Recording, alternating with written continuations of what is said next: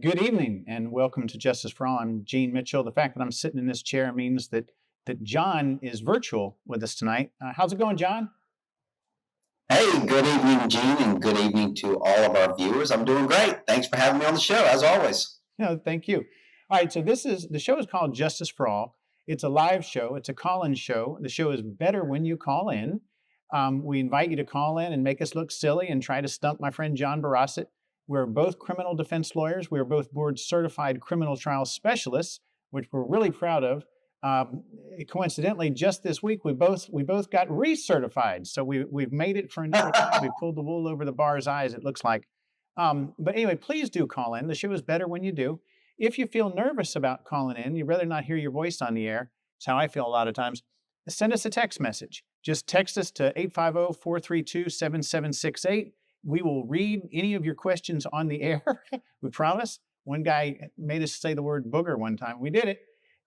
So just send us a text message if you have a question and you don't want to be on the air. We're going to talk for a few minutes about some things that we got going on between us, and we're going to catch up with John. And then we're going to start talking about some of the bigger issues in the local and the national news, criminal law related.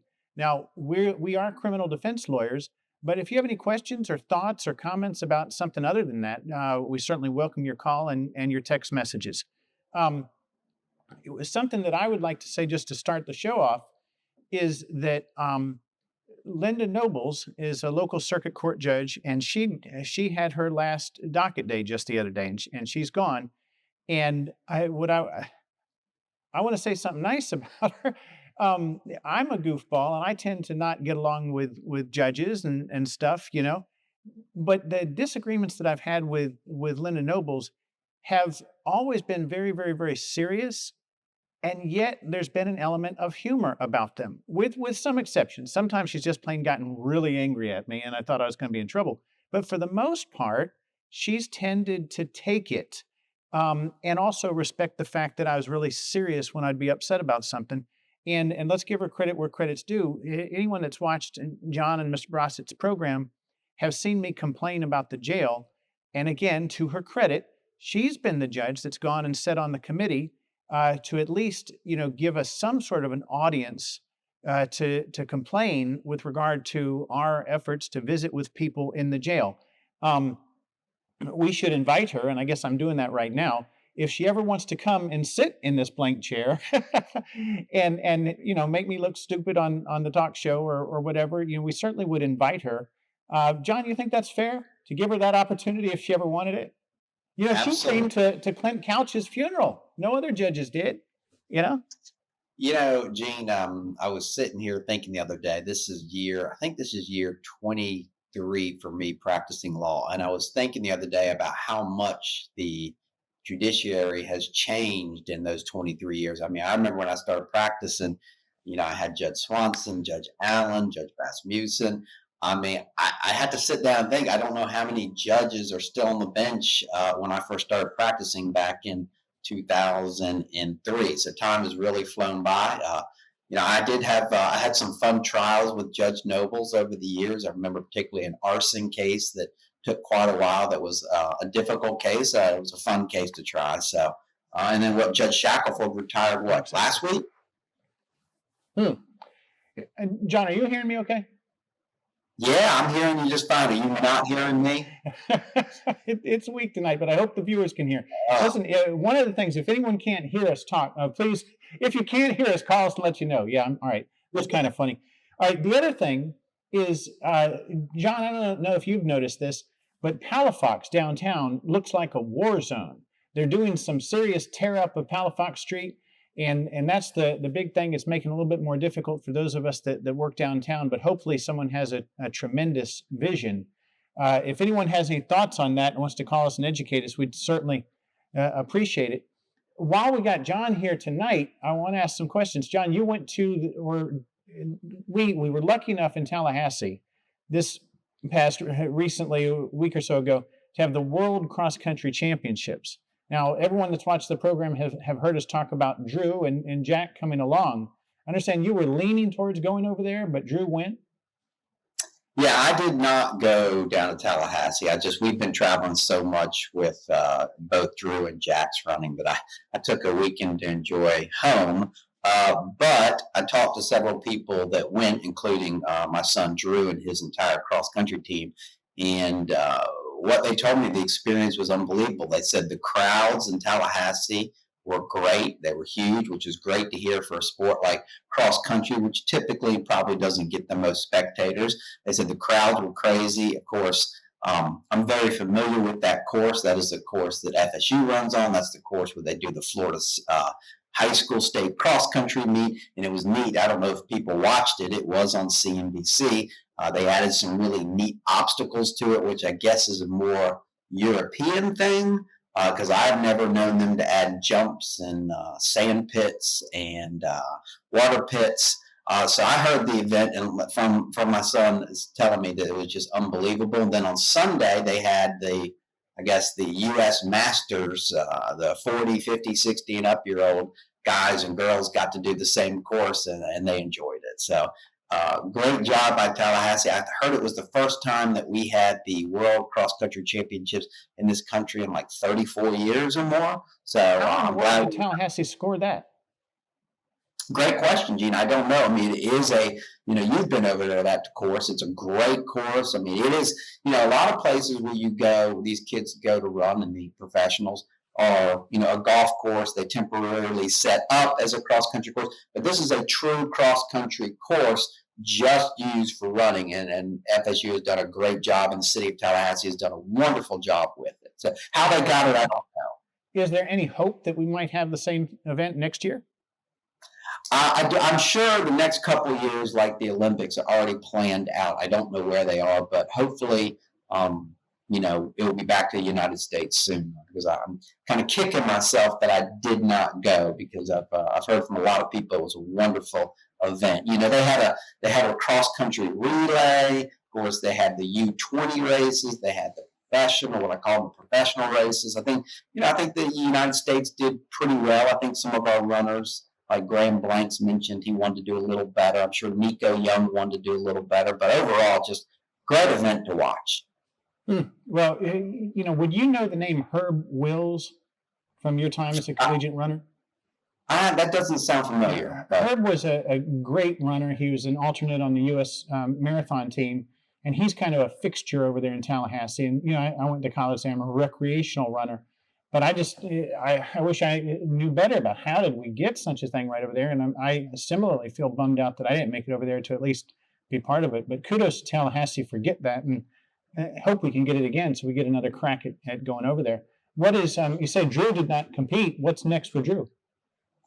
Next for Drew, big news. He actually got invited to a big indoor track meet in New York. It's called the Melrose Games. It is a professional meet at the Armory in New York City, and he got invited to run. They do have very few select high school races, and one of them is the indoor 1 mile. And so he got selected with some other kids across the country to race at the Melrose Mile, February 1st. It should be a Sunday. Probably will be covered live on NBC. They usually have the Melrose Games. Question is whether they'll show the high school race or not. They'll show all the professional races. So I believe that is next for Drew. Wow. Congratulations, Sean. Congratulations. So, we're very excited about that. That's fantastic. So I need to ask, anything new with regard to Jack as well? My youngest Jack's running well, and I got the chance to watch him run a month or so ago. Yeah, he's doing very well. He's in 7th grade. His times in 7th grade are actually a little faster than Drew's, which he likes to remind Drew of. He has qualified to run the middle school championship mile at Nike Indoor Nationals in March. That also takes place in New York City at the Armory. So we will be in New York City twice in the next couple of months. So Jack's really excited. He's working very hard, and he's really excelling and doing well. So very proud of both my boys. Well, congratulations to both of them, and to you and to Katie. Well, thank you. Kind of transitioning, funny word. The first topic I'd like to ask you some questions about.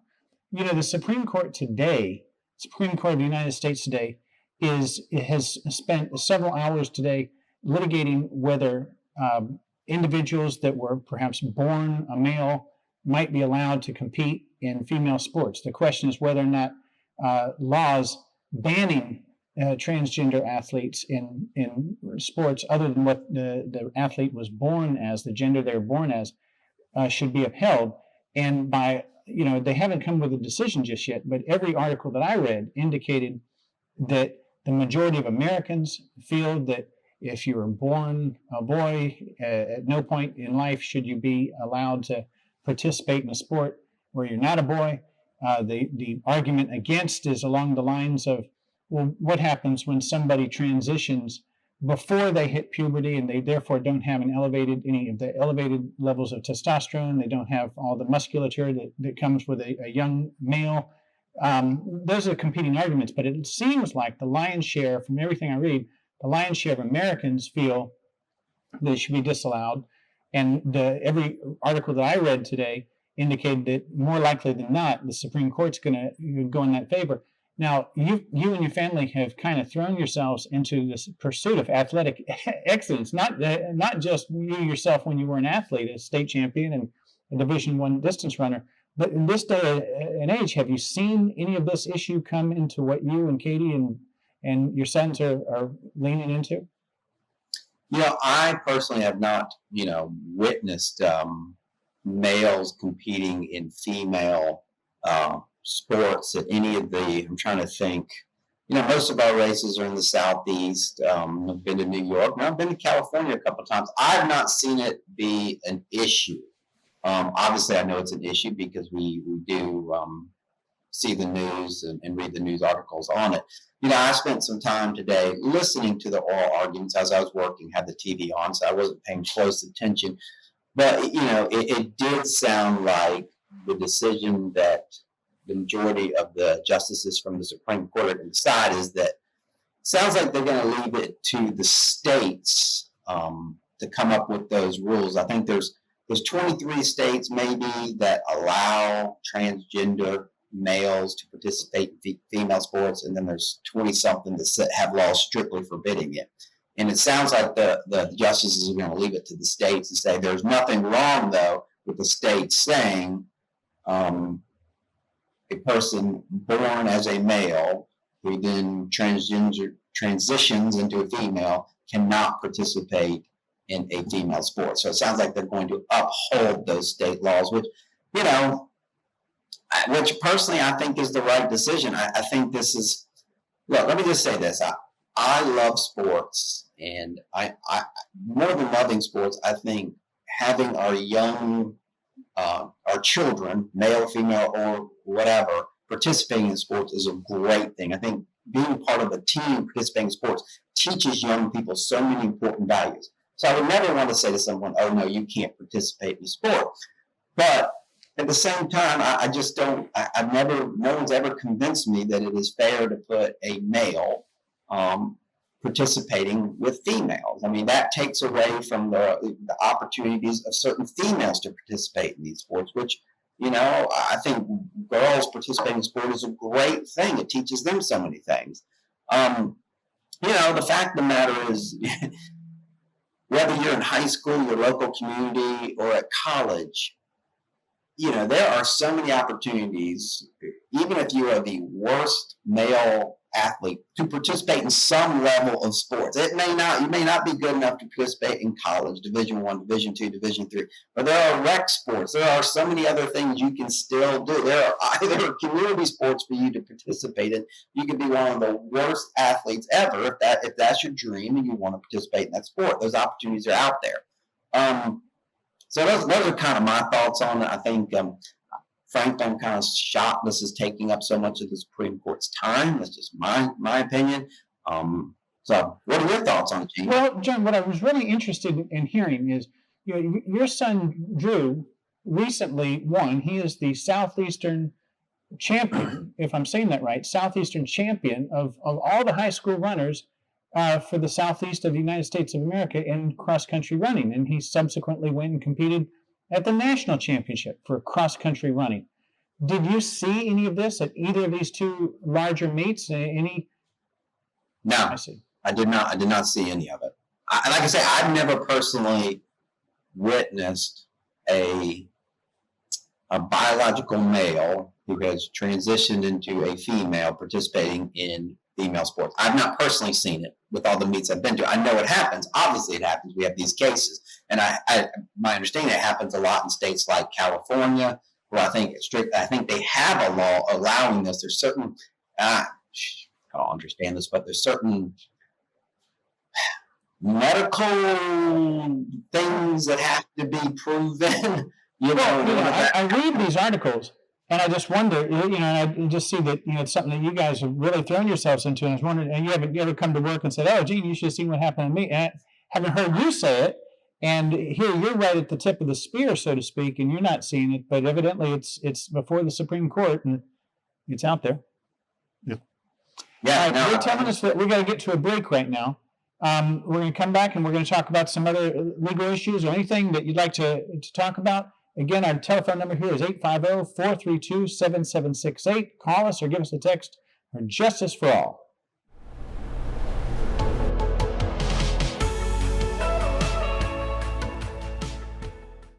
Practice coordinator for Derek Jones Facial Plastic Surgery. Dr. Derek Jones is amazing. He's double board certified, he's skilled, and he's been doing this show with Blab TV for almost 2 decades. If you're looking to grow your business, Blab TV has an amazing reach in this local viewing area. We always hear, "We saw you on Blab Television." I'm Andrea Housen with Derek Jones Facial Plastic Surgery, and I am Blab TV. Hi, this is Sunshine. Make sure you tune in every day, Monday through Friday at 9 o'clock. We've got what you need. Information that is power right here only for you on Sunshine's Corner and Blab TV.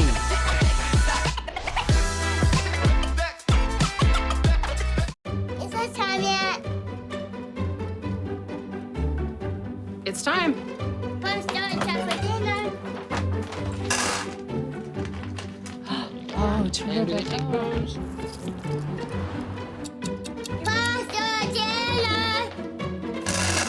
Donating pet food is one of the many ways you can help families in your community. Pets and people belong together. Learn more at petsandpeopletogether.org. I'm Kathy Holsworth, Artistic Director at Pensacola Little Theater. Join me on the first Monday of every month at 7 p.m. for the Center Stage, where me and my artistic friends talk about all things on the stage and at the Clark Family Cultural Center. Join us, won't you?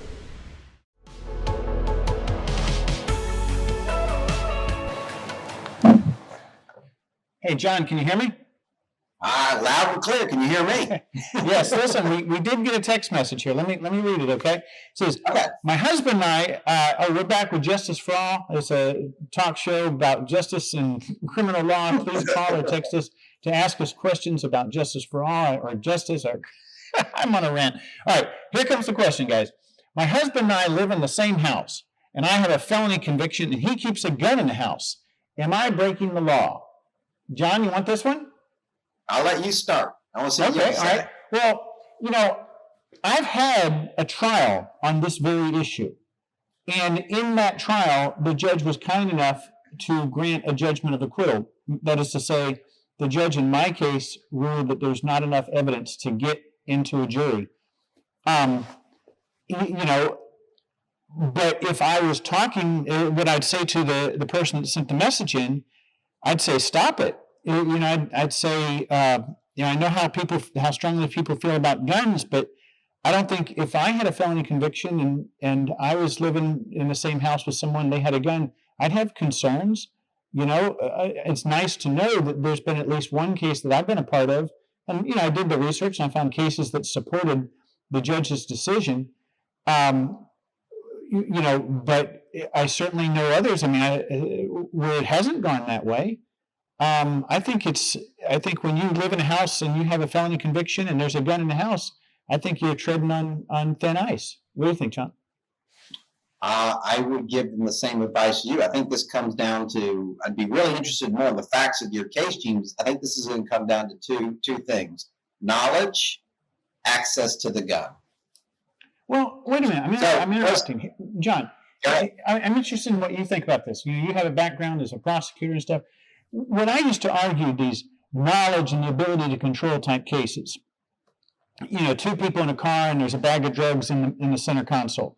You know, the example I would always use would be if I'm getting picked up from school by my brother and he gets in and I get into his car and he's got a big bag of Whataburger food there and it smells great and I haven't eaten since, you know, breakfast. And, you know, we're driving, I know what it is, you know, I have the ability to control it because I'm bigger and stronger than my little brother, right? But that doesn't mean that I possess it. You know, is the argument that I always make. And I can imagine the counter argument. But did it come across your desk to prosecute folks in the same house where one of them was a felon and the other was not? I mean, you don't want to infringe upon, in this case, the husband's right to carry a gun. He has that right. Right. No, I don't remember as a prosecutor or even defense attorney actually having this case. So you're a step ahead of me. My concern is, let's start with this, Gene. You and I both know that possession of a firearm by a convicted felon is a serious charge, right? Mandatory prison. Okay. So my advice to this couple would be, look, in the end, you may come out all right. But in the meantime, maybe you get arrested, you get charged, you have to hire a defense attorney, you have to go through a trial, and that's a lot of time, stress, and money, right? Now, I understand the counter argument is the husband has a legal right to possess this firearm. I get that. On the reverse side, the wife is a convicted felon, and the law is very clear. You know, you can get a lot of your rights restored in the state of Florida, but you're never, in my opinion, never going to ever get your right to possess a firearm back. I just don't think that's going to happen. You know, if you know the firearm's there, and let's say the firearm's easily accessible to you, it's just in the top drawer of your dresser, man, that's a big headache to put yourself through.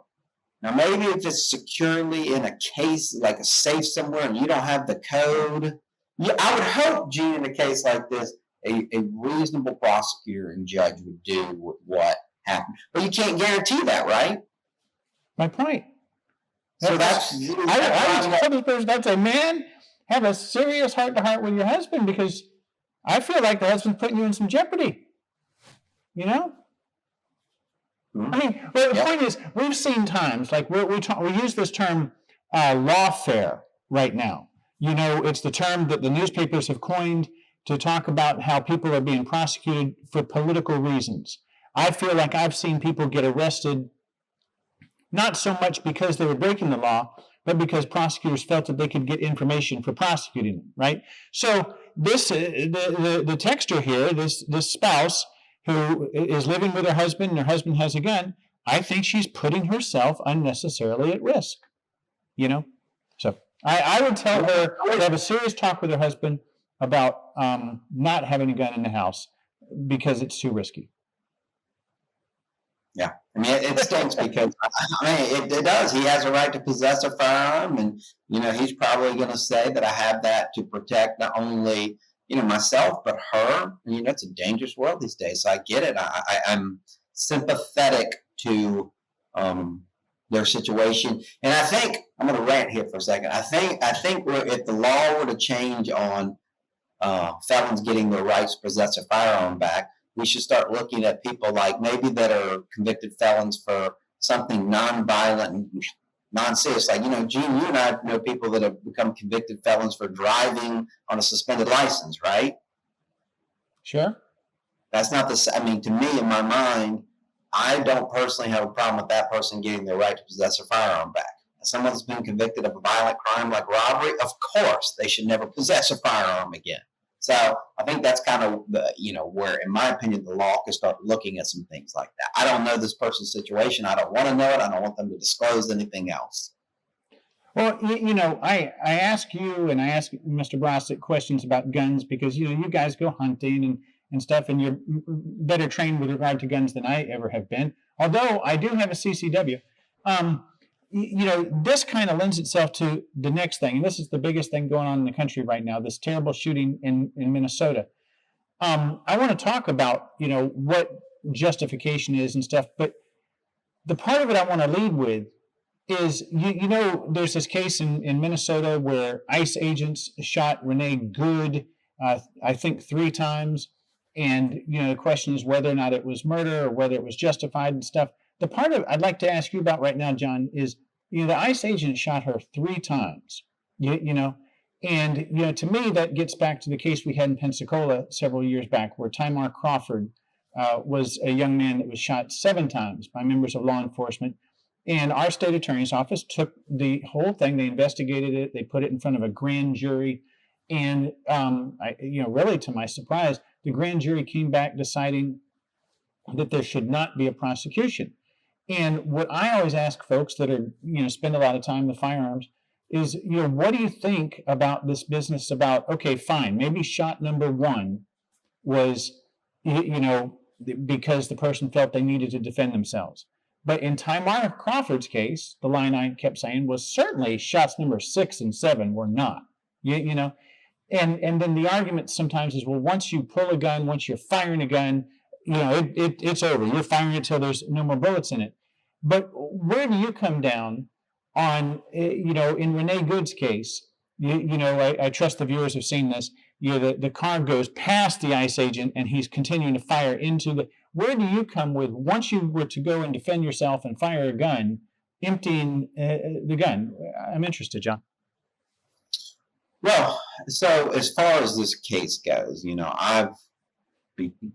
like most of us are just scratching the surface on what's happened here. I have seen the videos. I'm sure there are many that I have not seen, but I have watched a couple from different angles.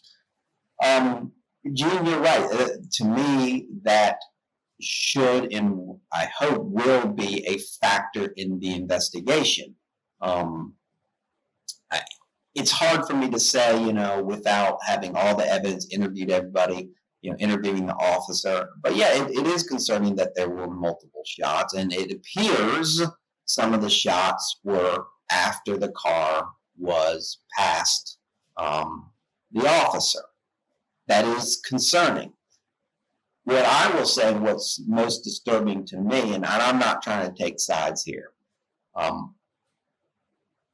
there needs to be a complete and thorough and fair investigation of this matter. And right now, what I'm, again, I try to look. I wake up in the morning, I read Fox News, I read the New York Post, I read CNN, I read NBC. I try to go to all sides, okay? Obviously, I'm not getting everything. I try to. But right now, depending on who you listen to, you have the one side saying immediately, without having all the evidence, this was self-defense, he was justified, he's immune, case closed. You have the other side saying, wait a second, we want an investigation. And you have the federal government saying, this is ours, we're not going to share the evidence, it's pretty much there doesn't even need to be real investigation. You heard them talking about making conclusions without having all the evidence. Other side says, no, we want to see the evidence being the state side. That all disturbs me from both sides because it makes some people feel that we're not going to get a fair and thorough investigation, and it just spurs distrust. What should happen, whether it's led by the feds or the state or them together, should be this full, fair investigation. And then you kind of quit making statements to the media, these conclusion statements about this was self-defense, this was not self-defense. Do a complete investigation, be transparent about it, and then let's go from there. But it's starting this, this war at the beginning was a bad thing, and it sows distrust. Well, your modesty starts that whole discussion right now, John, and I know you guys, so I can say your modesty. Your modesty starts that whole conversation with saying something like, look, I really don't want to offer an opinion, and then you talk about how there ought to be a fair and thorough investigation. And I stand for all of that. But every article that I've read says that whether a person feels like the shooting in this case was justified has everything to do with their political affiliation. That is to say, an overwhelming number of Republicans feel one way, an overwhelming number of Democrats feel another way. And then you have John Barraza sitting here on the Justice for All talk show saying, well, it's not really my place to comment and say what I think. But then you also have the vice president of the United States, coming on and saying clearly, here's what my opinion is.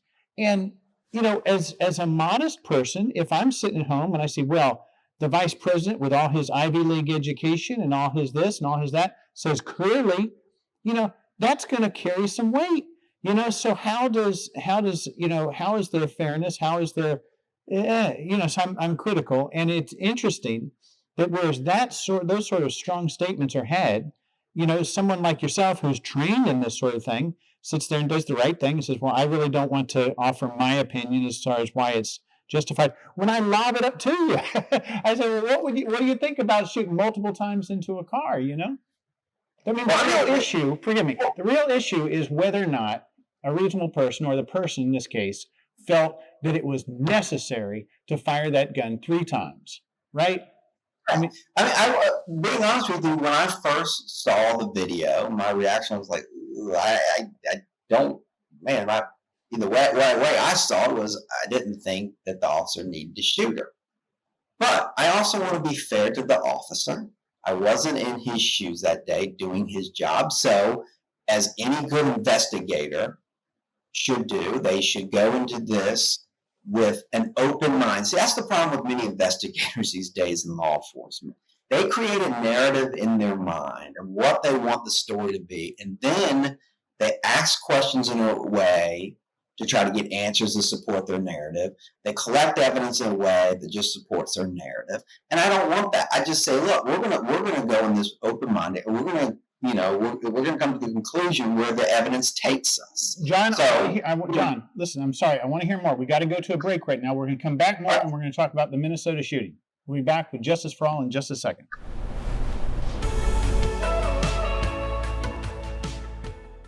Join the exciting world of television. Blab TV has an opening for an aggressive media consultant to help local businesses with their marketing needs. Blab TV pays some of the highest commissions in the market and provides the sales tools needed to succeed. I'm Director of Sales, Rick Wenzel. If you're an aggressive person who won't take no for an answer, send me your resume today.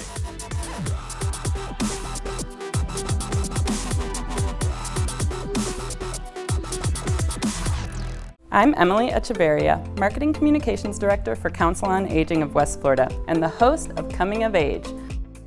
Watch our show to find out what we're doing for our seniors and their families, and hear from area experts and local business owners about their programs and services.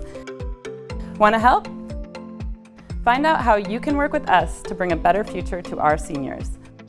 Watch Coming of Age, 3:30 p.m. Wednesdays, only on Blab TV. A little history. When our founders drafted the Bill of Rights, they included the 8th Amendment to prohibit excessive cash bail. They never meant for it to hold people in jail. They knew excessive bail would create a 2-tiered system of justice, one for the rich and one for everyone else.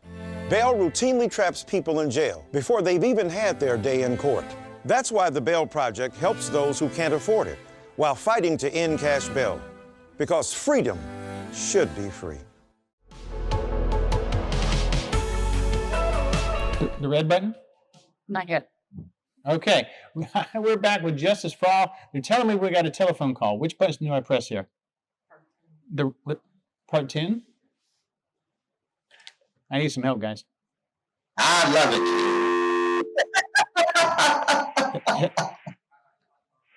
All right, I think I got it. Hello, you're on Justice for All. There is no call in the queue. Jeez. No. Hello, you're on Justice for All. There is no call in the queue. All right. Okay. All right. Call back, caller. Or you can call me on my cell phone. It's 850-232-5278. Call and stump my friend John Barraza. All right, John, you were interrupted. You were talking about your questions. Go ahead. Well, no, I just, my point was that, it doesn't, it sounds like one side doesn't want to do a full and fair investigation. I think that's bad. That's bad all the way around. I read an article, I think you sent it to me, Gene, that several prosecutors, federal prosecutors, maybe in Minnesota, maybe some in D.C., have resigned. Hang on, but do we have a telephone call? Is that what this is saying? All right, this yellow line is blinking. All right, hang on. There is no call in the queue. Jeez. All right, I'm sorry. All right, you're talking about an investigation. Go ahead. Well, now I want to throw it back to you because I think you sent me the article today that I read about several federal prosecutors that normally would investigate this particular case and this type of case have resigned because they have a feeling that they're being told, we're not going to let y'all look at it. Well, that's kind of No. Here's what's going on. Here's what's going on. You know, on the one hand, you know, the question is whether the state prosecutors in Minnesota are going to be able to investigate and prosecute this case. I think, from my research, the issue is, you know, whether or not the ICE agent was working outside of his job, in which case he can't be immune from state prosecution. I think that's where the focus perhaps ought to be.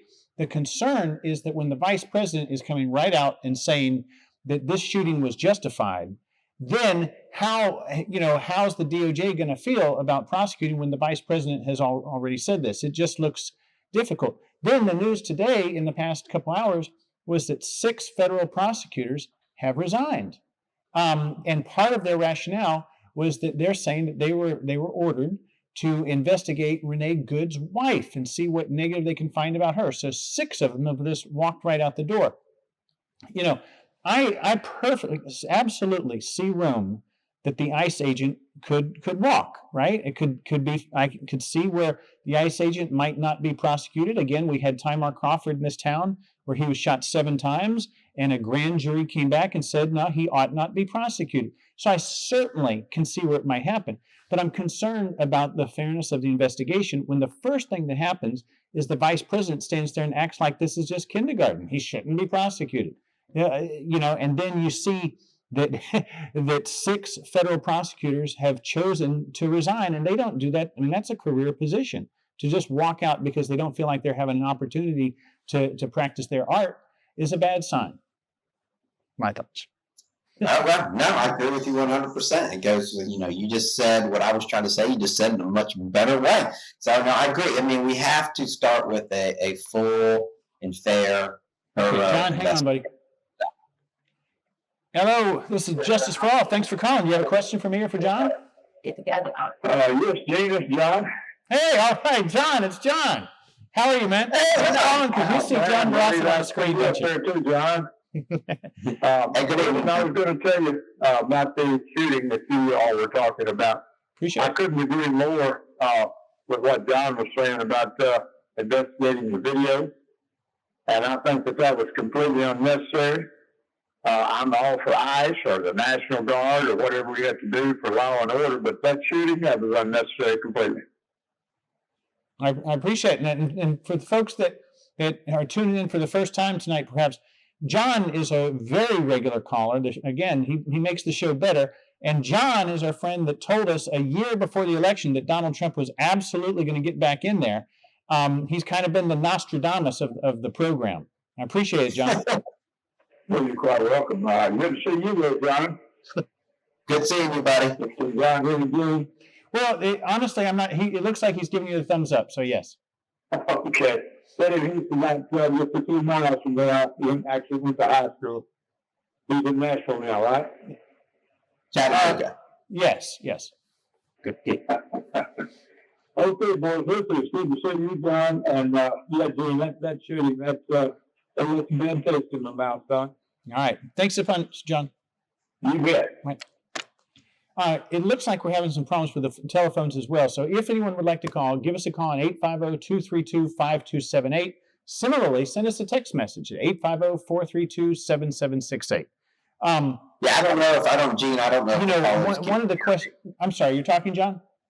Yeah, I didn't know. Can you still hear me? I don't know if the callers can hear me. I hear you barely. How about that? I think the viewers can hear you a lot better than I can. Okay. Yeah, I noticed. All right. I kind of touched on it for a second, this jurisdictional issue. The first case that I ever worked on was here in Pensacola, and it was a case where a gentleman shot an abortion clinic doctor. And in that case, the shooter was prosecuted by both the state court for murder And he was also prosecuted in federal court for violation of the freedom of access to clinic entrances. And, you know, here's a 24-year-old, just took the bar lawyer. I asked the question, well, how can you be prosecuted both? And the way it was explained to me was, well, there's a policy. They call it the petty policy. You know, it's not normally the best idea to prosecute somebody in both provinces, but sometimes we do it when it's a case of great importance. And so Paul Hill certainly was, you know, here locally in Pensacola.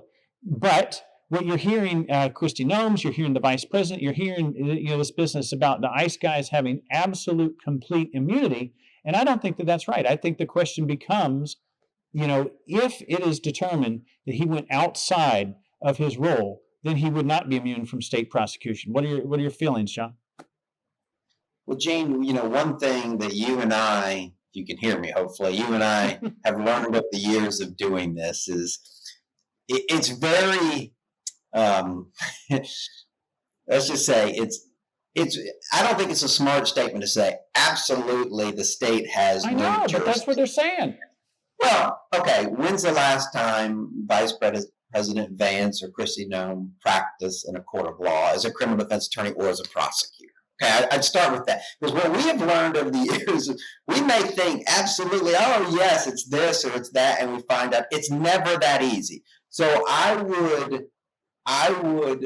agree with you. I would not say that it is a easy decision that the state has no jurisdiction in this matter. In fact, I think they will have jurisdiction. I think they will find a way to, especially if the feds don't cooperate and allow them into this investigation, I think they will find a way to assert jurisdiction in this case and do their own investigation and possibly bring charges against this officer. So, you know, I hate when people get on TV and just make it seem like, oh, absolutely this or absolutely that. Because you and I both know it's rare when you're handling a case that anything's just absolutely so crystal clear.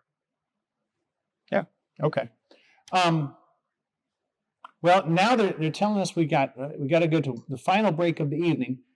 Please call and try again. If not on the desk phone, call on mine or send us a text message. Ask us some more questions on Justice for All.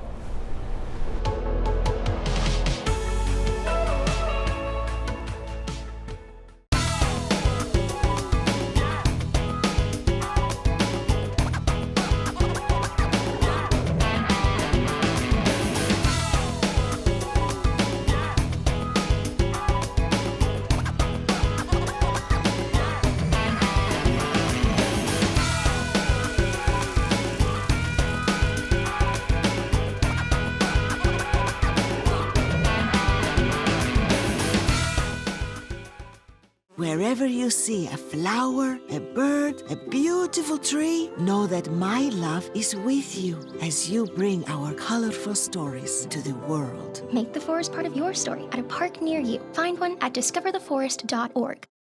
At Pensacola Habitat for Humanity, we believe every child should have a safe place to grow. That's why we work with you and the community to build not just a house, but a home. She worked very hard to get this house. I really appreciate that because, you know, if it wasn't for her, I wouldn't be here right now. When you help build a home, you build a future. Pensacola Habitat for Humanity. Animal Allies is looking for volunteers, and there are many ways that you can help. From taking care of cats to using your computer and social media skills, any and all assistance is greatly appreciated. We have morning and afternoon shifts every day or help at adoption events. You can even foster a kitty at home. And it counts towards community service hours for bright futures. Find Animal Allies Florida on Facebook and Instagram or go to aaflorida.org/volunteer.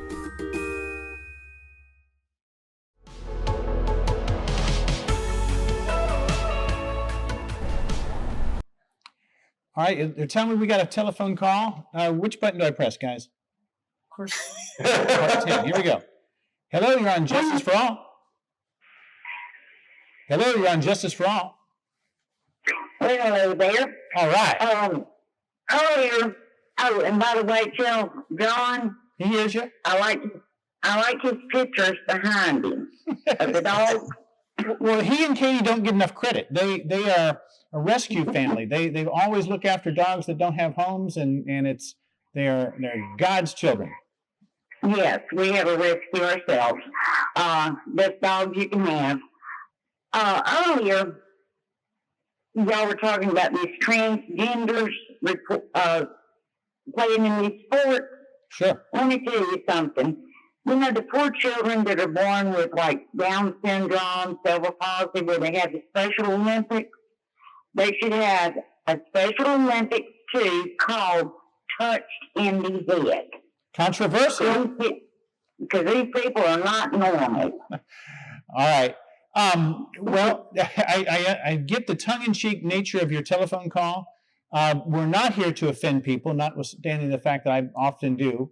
They offend me. All right. I certainly appreciate that, and I appreciate your call, and I appreciate your laughter as well. Any other questions for my friend John or for me?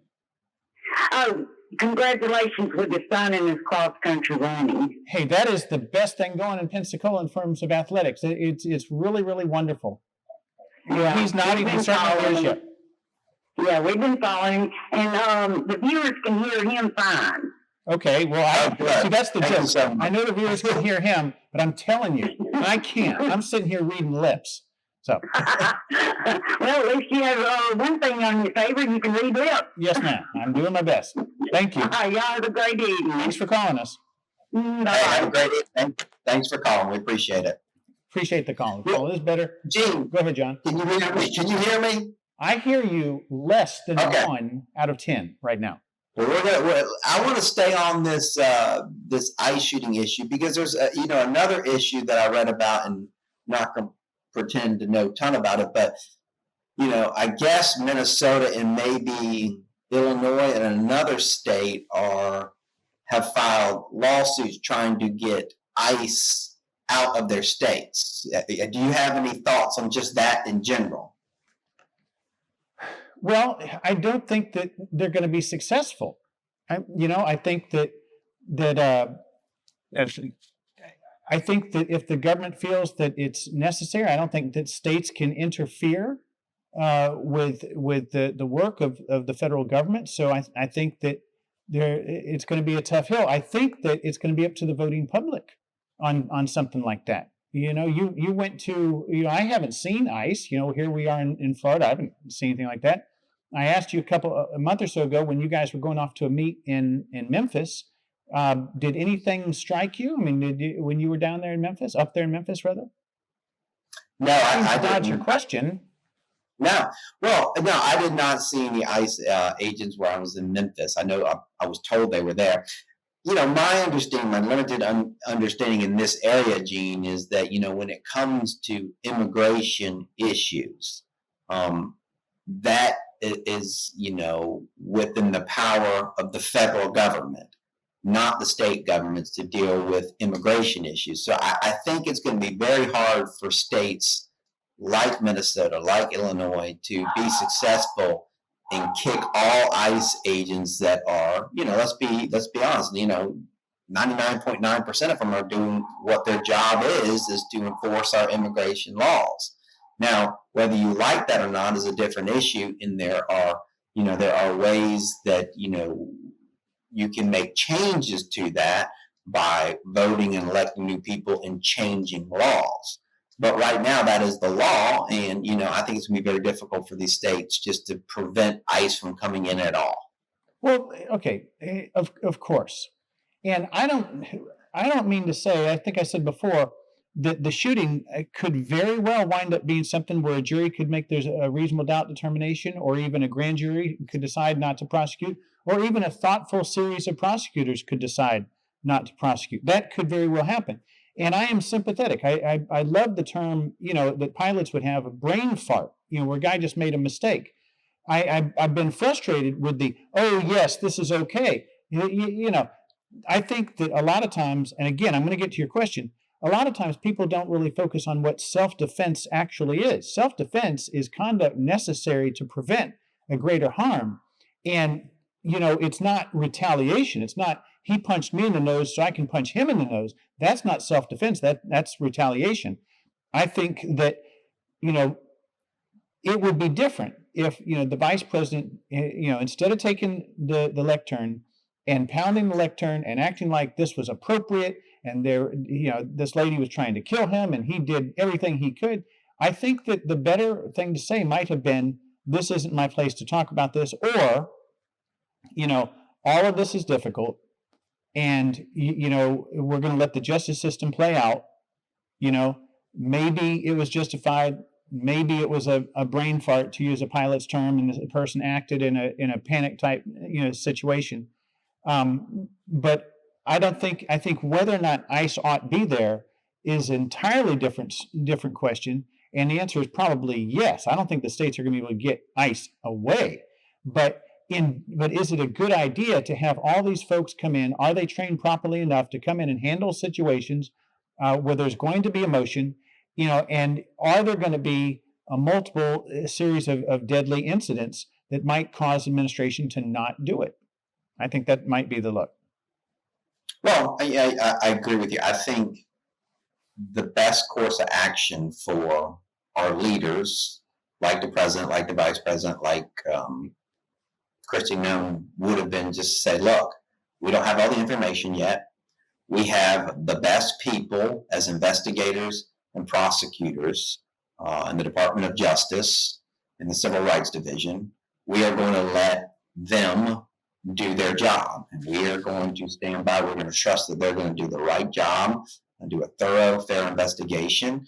And then when they're ready to speak, they will tell us all what they have determined. I think that's the way it needs to be handled. There has to be concern when you have so many high-level federal prosecutors resigning. Look, that's a great career they have, being a federal prosecutor, especially one that's been there for a long time. They make very good money. They're very hard jobs to get. And for them just to walk away from those jobs because they don't feel like they're, being able to investigate or handle things the right way, that's a concern. All right, sure. Of course, I think that's the way it ought to be looked at. But what do you think about when someone like a Kristi Noem or a vice president says, Ms. Good was trying, or anyone, Ms. Good was trying to kill that ICE agent? To you, doesn't that person lose credibility? Because I confess they do to me. Well, again, like I said, is the reason I'm not willing to make he should be prosecuted or he shouldn't be prosecuted. I don't have all the information yet. And I don't think at the time they made those statements, I don't see how, with as busy as the vice president is, how he had all the information he would need to make that statement. I mean, has he interviewed the officer? Has he interviewed all the other officers? Has he interviewed all the civilians that are around there? Has he watched all the videos? Because you and I know that when we prepare for a case like this, we're taking those videos and we're spending hours with them, breaking them down frame by frame with what witnesses have told us. It's a painstaking, days upon days of preparing for things like this. So that would be my, whether even if he had made the statement the other way, I'd say, well, does he really know everything yet? So it's just I think it's just wasn't proper to make those statements at that time. Yeah. I mean, like I said, to me, that someone that makes that kind of comment winds up losing credibility. We've got a couple more minutes. Something that made me think of you, John. Did you see, you followed this business about Maduro being brought over here from Venezuela. Did you see the article about his attorney? They call him the pit bull. I did, because you sent it to me and I did read it. It was a very interesting article. I like his, the way they described his style. They kind of described him as he comes into the court. Look, everybody knows some defense attorneys like to be flashy, right? They come into the courtroom, they kind of command all attention on them, will say, act a certain way to look at me. And apparently this gentleman, I can't remember his name, but is the type of attorney that will come into the courtroom. Obviously he's going to be very respectful, very kind. He's going to be your friend, but kind of once the rubber hits the road, what do they call him? A pit bull. I mean, he's relentless. You will, from what they described, you will not outwork him. And he's going to certainly be a challenge for the federal government. Well, he made me think of you when I read that. They said that he has got a laid-back personality, but he's incredibly tenacious and relentless. And John, that's you, bud. I appreciate They're it. telling us we got one more minute. It's interesting. Let's see what else here. There's an article about Seattle and how an elected prosecutor in Seattle campaigned on taking a different approach with regard to drug usage. More counseling, less prosecution, and what they're saying is that's not working out. But that's still a thing in progress. We're checking at. I don't know what to do about drug usage. I just know willpower is not enough. And I don't know if criminalizing is the right thing to, I've always said that I'm addicted to sugar, and I'm lucky that the stuff that I'm addicted to isn't illegal, but I don't know what's going to stop it. Yep. Anything else as a sign off, John? No, there's just no easy answer to those questions. I mean, I think real quick, I think that the thought is on these low-level offenses, they don't want them to have criminal records. If they have criminal records, then it's harder time for them to get jobs, harder time for them to get housing, and then the cycle just like, well, I'm just going to be a criminal more and more. And I don't know. That's kind of what one side says. All right. Well, we've been missing you, John. I'm glad you're back from your trip. We'll be back on the air in 2 weeks. Ladies and gentlemen, thanks for watching Justice for All with John Barraza. Good evening, everybody.